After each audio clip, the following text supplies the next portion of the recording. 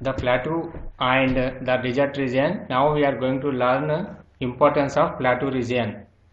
The climate in the plateau region difference from the another place. అంటే ఆ యొక్క ప్రదేశాలలో వాతావరణం అనేది ఎలా ఉంటుంది, డిఫరెన్స్గా ఉంటుంది. Agriculture is main occupation of the people. ఇక్కడ ఉండేటటువంటి మనుషుల యొక్క ముఖ్యమైనటువంటి వృత్తి ఏంటంటే వ్యవసాయం. Mostly red and black colour soil is found here. ఇక్కడ ఉండేటటువంటి మట్టి ఎలా ఉంటుందంటే రెడ్ కలర్లో మరియు బ్లాక్ కలర్లో ఉంటుంది. Black soil is good for cotton and oil seeds. ఈ యొక్క బ్లాక్ సాయిల్ అనేది మనకి దేనికోసం ఉపయోగపడుతుంది అంటే కాటన్ మరియు ఆయిల్ సీడ్స్కి ఉపయోగపడుతుంది.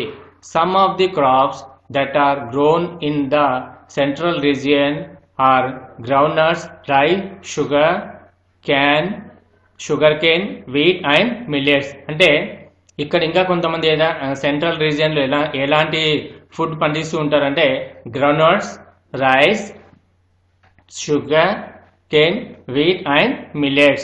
The western Ghats and the northeastern part of the plateau have thick forest అంటే దట్టమైనటువంటి అరణ్యాలు ఉంటాయి. They provide us different kinds of food. అంటే ఏంటి మన యొక్క అంటే ఏమో వుడ్ అంటే ఏంటి కట్టెలు, చాలా రకరకాలైనటువంటి కట్టెలు మనకి ఇక్కడ సంపదగా లభిస్తుంటాయి. Coffee, tea, pepper and rubber east in the Nilgiri hills are plenty. ఇక్కడ ఈ నీలగిరి హిల్స్ లోపల coffee, tea, pepper, rubber estates అంటే ఏంటి ఆ యొక్క ప్రదేశాలని అంటే ఎక్కువగా పండించేటటువంటి ప్రదేశాలని ఎస్టేట్స్ అంటూ ఉంటారు. అవి చాలా మనకు కనిపిస్తూ ఉంటాయి. The Deccan plateau is rich in minerals such as iron, gold, coal and mica. అంటే ఏంటి డక్కన్ ప్లాటూలో రిచ్ మినరల్స్ అంటే ఏంటి మనకు ఎక్కువగా ఖనిజాలు లభిస్తుంటాయి. ఎలాంటివి అంటే iron, gold, coal and mica ఇలాంటి యొక్క ఖనిజాలు మనకి ఇక్కడ దొరుకుతూ ఉంటాయి. Due to this reason many factories have come up in the plateau region. ఇక్కడ మనకి ఏమి పంటలు బాగా పండుతూ ఉంటాయి, ఖనిజ సంపద కూడా ఎక్కువగా ఉంటుంది కాబట్టి చాలా రకమైనటువంటి ఫ్యాక్టరీస్ ఇక్కడ ఉన్నాయి. The Kolar gold mines of Karnataka supply almost the entire gold produced in India. ఈ యొక్క కోలార్ గోల్డ్ మైన్స్ అంటే మనం అందరం కూడా బంగారు ధరిస్తాం కదా, అది ఎక్కడి నుంచి సప్లై అవుతుంది అంటే Kolar gold mines of Karnataka supplied entire the India మొత్తాన్ని కూడా అదే మనకు సరఫరా చేస్తూ ఉంటుంది. Bengaluru, Bhopal, Hyderabad, Indore, Mysore and Nagpur are the important city. సో ఈ బెంగళూరు, భోపాల్, హైదరాబాద్, ఇండోర్, మైసూర్ ఈ ప్రదేశాలంతా కూడా అక్కడ ఉండేటటువంటి గోల్డ్ అనేది మనకు సరఫరా అవుతూ ఉంటుంది. ఇంపార్టెంట్ సిటీస్ అంటే అవన్నీ కూడా చాలా అభివృద్ధి చెందినటువంటి ముఖ్యమైనటువంటి పట్టణాలు. Now we are learning about the Great Indian Desert. To the west of the northern plains lies a large flat sandy area in which very few plants grow. అంటే ఈ ప్రదేశాలలో నార్త్ ప్లేన్స్లో మనకు కొన్ని రకాల మొక్కలు మాత్రమే మనం పండించుకోవడానికి అవకాశం ఉంటుంది.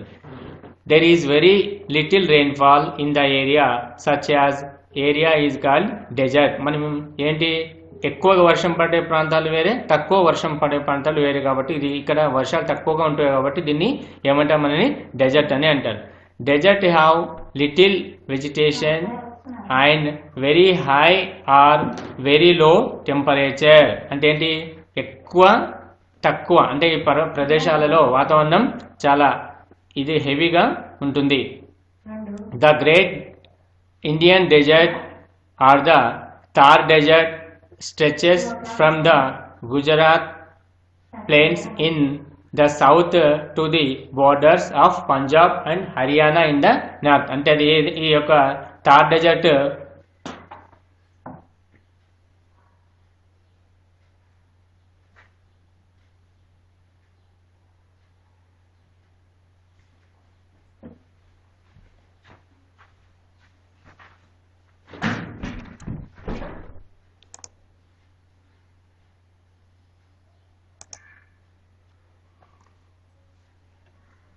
The Great Indian Desert or the Thar Desert stretches from the Gujarat plains in such south to the borders of Punjab and Haryana in the north. అంటే ఏంటి, ఈ యొక్క థార్ డెజర్ట్ గుజరాత్ ప్లేన్స్ లోపల సౌత్ నుండి పంజాబ్ నుండి Haryana in the north side వరకు విస్తరించి వ్యాప్తి చెంది ఉంటుంది.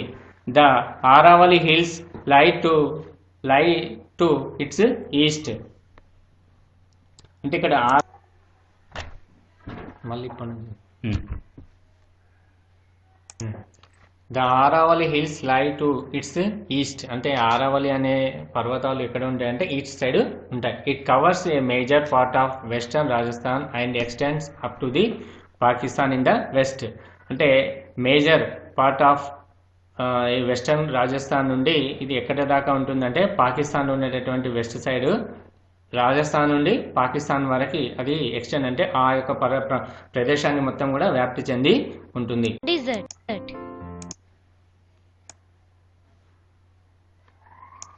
So next we are going to learn about life in the desert. The Indian desert is dry and sandy because of scarcity of rainfall. అంటే ఏంటి, వర్షాలు చాలా తక్కువగా ఉంటాయి కాబట్టి ఆ ప్రదేశం అంతా కూడా తడి లేకుండా వట్టిగా ఉంటుంది. అంటే ఎక్కువగా ఇసుక ప్రాంతం, ఇసుక మాత్రమే ఎక్కువగా ఉంటుంది. River Luni flows through the region but has very little water through out the year. అంటే అక్కడ లూని అనే ఒక నది ప్రవహిస్తుంది, కానీ అక్కడ ఆ ప్రదేశంలో చాలా తక్కువ వాటర్ ఉంటుంది. ఇయర్ మొత్తంలో చాలా తక్కువ వాటర్ ఉంటుంది. The summers are very hot and winters are very cold. ఇలా ఉంటుందండి ప్రదేశాలలో. సమ్మర్ ఎక్కువ వేడిగా ఉంటుంది, వింటర్లో చాలా చలిగా ఉంటుంది. Days are very hot and nights are rather cold. అంటే ఉదయం సమయంలో చాలా ఉష్ణోగ్రత చాలా ఎక్కువగా ఉంటుంది, రాత్రి సమయాలలో చల్లగా ఉంటుంది వాతావరణం. This is because sun gets very hot in the day and cools very fast at night. అంటే మనం ఏం చదువుకున్నాం ఇందాక, ఉదయం సమయంలో ఉష్ణోగ్రత ఎక్కువగా ఉంటుంది, రాత్రి సమయాల్లో ఉష్ణోగ్రత తక్కువగా ఉంటుంది. ఎందుకోసం అంటే ఇసుకకు ఉండేటటువంటి లక్షణం ఏంటి అంటే, ఇసుక ఎండకు బాగా వేడిగా అయిపోయినందువలన ఉదయం సమయాలలో అంటే ఉష్ణోగ్రత ఎక్కువగా ఉంటుంది, రాత్రి సమయాలలో కూల్ అంటే ఏంటి, చల్లగా ఉంటుంది. Hot dry winds are common here. మనకి చలికాలంలో ఏ విధంగా అయితే చల్లని గాలులు వస్తుంటాయో ఇక్కడ వాతావరణం ఏం చెప్పాను ఇందాక, ఇసుకతో వేడిగా ఉంటుంది కాబట్టి డ్రై విండ్స్ అంటే వేడి గాలులు ఇక్కడ వీస్తూ ఉంటాయి. There is hardly and plant life due to non availability of water. చెట్లకు ఏం కావాలి, వాటర్ ఎక్కువగా కావాలి చెట్లు ఉండాలి అంటే, కానీ ఇక్కడ వాటర్ తక్కువగా కాబట్టి తక్కువ చెట్లు కనిపిస్తుంటాయి. Scattered bushes and thorny shrubs are found here. అంటే ఏంటి, షర్ప్ అంటే ఏంటి, పొదలైనటువంటి ముళ్ళతో కూడుకున్నటువంటి చెట్లు ఎక్కువగా ఉంటాయి.